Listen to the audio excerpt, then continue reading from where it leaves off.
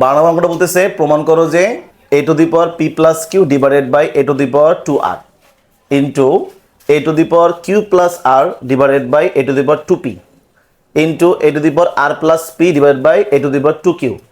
এই তিনটা গুণ করলে এ একটা রাশি, এ একটা রাশি, এ একটা রাশি, এ একটা ভগ্নাংশ, এ একটা ভগ্নাংশ, এ একটা ভগ্নাংশ আমি গুণ করি, তাহলে আমি কি পাবো? 1 পাবো। রাশি বলেন, ভগ্নাংশ বলেন, যা কিছু বলো না কেন, এই জন্য গুণ করলে আমি কি পাবো? 1 পাবো। কিন্তু আমাদের করতে হবে এটা সূচক ও লগারিদমের সূত্র দিয়ে। কি দিয়ে? তাহলে আমি বারবার বলতেছি সূত্রটা কিন্তু অনেক ইম্পর্টেন্ট। তাহলে এখানে কোন সূত্র রাখতে পারে? এই সূত্র একটা লাগবে, শুধু খেয়াল করেন। শিখছেন না? a to the power m a to the power n যদি কোনো সংখ্যার পাওয়ার হয়, ওই সংখ্যার মধ্যে আবার পাওয়ার হয়, তাহলে এই পাওয়ারগুলো কীভাবে বিয়োগ হবে? তাহলে ভিত্তি, এখানে এটাকে দেখেন, এটাকে বলে বেস। কি বলে? বেস বা ভিত্তি। আর এটাকে বলে পাওয়ার। ঠিক আছে, এটা বলে কি? পাওয়ার বা সূচক। ঠিক আছে কিনা? এখন একটু খেয়াল করেন, তাহলে এখানেও বেস এ, এখানেও বেস এ, এখানে পাওয়ার m, এখানে পাওয়ার n। এটা মানে কি বুঝে? মানে হচ্ছে দেখেন, কোনো একটা সংখ্যার উপরে পাওয়ার হচ্ছে 5, ওই সংখ্যার পাওয়ার হচ্ছে কত? কিউব। তা দেখেন তো, বেস ঠিক আছে, কিন্তু পাওয়ার দুটো আলাদা না? পাওয়ার দুটো সেমও হইতে পারে, সমস্যা নেই। আলাদা হইতে হবে এমন কোনো বাধ্যবাধকতা নাই, এটা সেম হইতেও পারে, কোনো সমস্যা নাই, আমি আমার নিয়মে করব। তাহলে ভিত্তি ঠিক আছে, ভিত্তি ঠিক আছে, রেখে দিব। আর ভাগের সময় পাওয়ারগুলো কি হয়ে যায়? বিয়োগ হয়ে যায়। কি হয়ে যায়?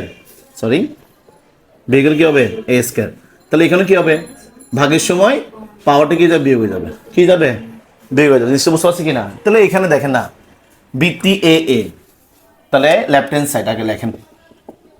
লেফট হ্যান্ড সাইড কী দেওয়া আছে? এই বোর্ডে লেখেন, দেখে দেখে লেখেন, সমস্যা নেই। পি প্লাস কিউ, আর সূচকে কিপটামি করবেন না, খাতা নষ্ট হবে। এখানে একটু স্পেস দিয়ে লিখবেন, জিনিসটা সুন্দর হবে দেখতে। এ টু দি পাওয়ার কত? 2r গুণ এর উপরে কি আছে? Q into R, sorry Q into না, plus A to the power 2p। সেমভাবে A to the power R plus P A to the power 2q। ঠিক আছে? তো এটা হচ্ছে লেফট হ্যান্ড সাইড। আমাকে প্রমাণ করতে হবে 1, প্রমাণ করতে হবে কি? 1। বুঝতে পারছি? তাহলে লেফট হ্যান্ড সাইড। এবার আসেন আমরা প্রমাণটা করে ফেলি। তাহলে এখানে ভিত্তি ঠিক আছে, পাওয়ার আলাদা, একই হোক, আমার কোনো যায় আসে না, আমি সূত্র প্রয়োগ করবো। তাহলে ভাগের সময় পাওয়ার এটা থেকে কীভাবে বিয়োগ হবে? তাহলে ভিত্তি ঠিক আছে, এটা থেকে বিয়োগ এটা, তাহলে P plus q minus 2r। এখানে যদি দুটা রাশি থাকতো, মানে প্লাস মাইনাস থাকলে আমি কি দিতাম? ব্রেকেট দিতাম। কিন্তু এখন ব্রেকেট দেওয়ার দরকার নাই, কারণ এখন এখানে একটা রাশি। বুঝতে পারছি কি না? 2r গুণ গুণ, আবার এ ভিত্তি মিল আছে, এ দিব, ভাগের সময় পাওয়ার দুটা বিয়োগ হয়ে যাবে। তাহলে কিউ প্লাস আর, এটা থেকে এটা বিয়োগ হয়ে যাবে 2p। আবার এ ভিত্তি ঠিক আছে, ঠিক আছে, ভাগ আছে, এটা থেকে এটা বিয়োগ করে দেন। তাহলে R plus P minus 2q, minus কত? 2q। জিনিসটা কি বুঝছি? আশা করি বুঝার কথা। এবার দেখেন, আবার একটা সূত্র আছে না, 2 নম্বর আরেকটা সূত্র ছিল না, এ টু দি পাওয়ার m। ঠিক আছে, আচ্ছা, সূত্র আরেকটা দেখেন, এটা আরেকটা সূত্র অ্যাপ্লাই করতেছি আমরা। এর উপরে আছে m, এর উপরে আছে n, এর উপরে আছে কি? p। দেখেন সূত্রগুলো কত ইম্পর্টেন্ট, সূত্র না পারলে কিন্তু অঙ্ক পারবেন না। তাহলে এ একটা বেস পাওয়ার m, এ একটা বেস পাওয়ার n, এ একটা বেস পাওয়ার কি? p। তাহলে মাঝখানে কি আছে? গুণ আছে। গুণ থাকলে এই বেসগুলোকে কমন নিয়ে ফেলবেন, আর গুণের সময়গুলো কি যাবে? যোগ হয়ে যাবে। তাহলে m plus n plus p। বুঝতে পারছি কিনা? তাহলে এখানে দেখেন, এর উপর একটা পাওয়ার গুণ, এর উপর পাওয়ার গুণ, এর পাওয়ার কি? তাহলে সবগুলোর মধ্যে বেস a, ঠিক আছে না? তো গুণের এসে পাওয়ারগুলো যোগ হয়ে যাবে। তাহলে এটা যোগ এইটা যোগ এটা, তাহলে ঠিক আছে। তাহলে আমি লিখবো কি? p plus q minus 2r। লিখলাম এটা, লিখলাম কি না?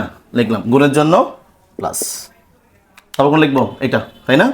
তো এটা আসবে কি? কিউ প্লাস আর মাইনাস 2p। লিখলাম, এটা লিখলাম, ঠিক আছে। আবার গুণের জন্য কি হবে? প্লাস, ঠিক আছে। আবার কি লিখবো? R plus P minus 2q। Any problem? তাহলে আমরা বেসটাকে ঠিক রাখছি, গুণের সাথে পাওয়ারগুলো কি করে দিছি? যোগ করে দিছি। এবার আসেন, আমাদের ক্যালকুলেশনের সময় চলে আসছে। এখন এখানে দেখেন, পি একটা, পি একটা, কটা পি আছে? দুইটা পি। দুইটা পি থেকে এখানে দুটো পি কি করছে? চলে গেছে। এ একটা প্লাস পি, এখানে একটা প্লাস পি, দুইটা পি হয়েছে, এখানে দুটো পি কি করছে? চলে গেছে। তার মানে এটা বাদ না? বাদ। আমি ঘরে কি দিছি? টিকসিমা দিছি। এবার ধরেন কিউ কে, কাকে ধরেন? কিউ প্লাস একটা কিউ, প্লাস একটা কিউ, কয়টা কিউ? দুইটা কিউ। এখানে কি করছে? দুইটা কিউ করছে, চলে গেছে। এবার আরকে ধরেন, প্লাস একটা আর, প্লাস একটা আর, দুইটা আর, দুইটা কি করছে? চলে গেছে। তাহলে আছে কি? নাই মানে জিরো। নাই মানে কি? জিরো। আমরা আরটা সূত্র পড়ছিলাম, আচ্ছা এখানে লিখে দিচ্ছি। কোনো সংখ্যা যদি জিরো থাকে, আমরা সূত্র ক্লাসে আলোচনা করছি, আবার বলতেছি, কোনো সংখ্যা জিরো থাকে তাহলে কত দিবেন? 1 দিবেন। সূত্রটা কি? যেহেতু এটা দিব জিরো ইজ ইকুয়াল টু কত? 1, যখন এর মান কি হতে পারবে? জিরো হতে পারবে না। এটা সাইডে লিখে দিবে, তাহলে হয়ে যাবে। এখন দেখুন তো, ওই যে 1 1 কি করতে বলছে? প্রমাণ করতে বলছে, আমরা প্রমাণ করে ফেলছি। তাহলে এটা কি হবে? রাইট হ্যান্ড সাইড না? Left hand side, right hand side করতে বলছে কি? প্রমাণ। সুতরাং left hand side is equal to কি? Right hand side. প্রমাণ করতে বলছে, লিখবেন প্রুফড, PROVED, প্রুফড। বুঝতে পারছি? থার্ড ব্র্যাকেট দিলেও হয়, ফার্স্ট ব্র্যাকেট দিলেও একটা দিলেই হয়। এটা হচ্ছে কত নাম্বার? 12 নাম্বার। আচ্ছা, এটাকে দিয়ে একটু আগে 11 নাম্বার যেরকম আমরা কি করলাম, সেদিন সে বানালাম, এটাতে বানাতে পারবো না? পারবো কি না?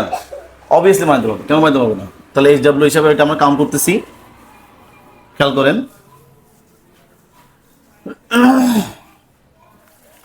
তাহলে আমরা যদি এটাকে HW হিসাবে কাউন্ট করি, নাম্বার 1, এখানে PQR আনছে না? আমি কি আনবো? PQR আছে না? আমি XYZ আনি। কি আনি? তাহলে এখানে আচ্ছা সমস্যা নেই। আচ্ছা, PQR, এখানে আমরা কি আনবো? X আনবো, Y আনবো, আর কি আনবো? Z আনবো, আপাতত আমাদের জন্য। ঠিক আছে? আচ্ছা, খেয়াল করি। তাহলে এখানে আছে a to the power P আসিল না? P যায় কত লিখবো? X লিখবো। তাহলে X প্লাস Y দেবো, একশো দেবো কত? 2Z। P এরকে আমি X হিসেবে কাউন্ট করবো, Q কে আমরা কি করবো? Y হিসেবে কাউন্ট করবো, আর কে আমরা Z হিসেবে কাউন্ট করবো। সেম রাখছি কিনা? বিটি সেম রাখছি, বিটি সেম রাখছি। একইভাবে এটা যদি এভাবে লিখি, Q মানে Y প্লাস R মানে Z ডিভাইডেড বাই 2P মানে 2X না? P যা কি লিখবো আমরা? X লিখবো। বুঝা গেছে? এবার অঙ্ক বানানো যাবে?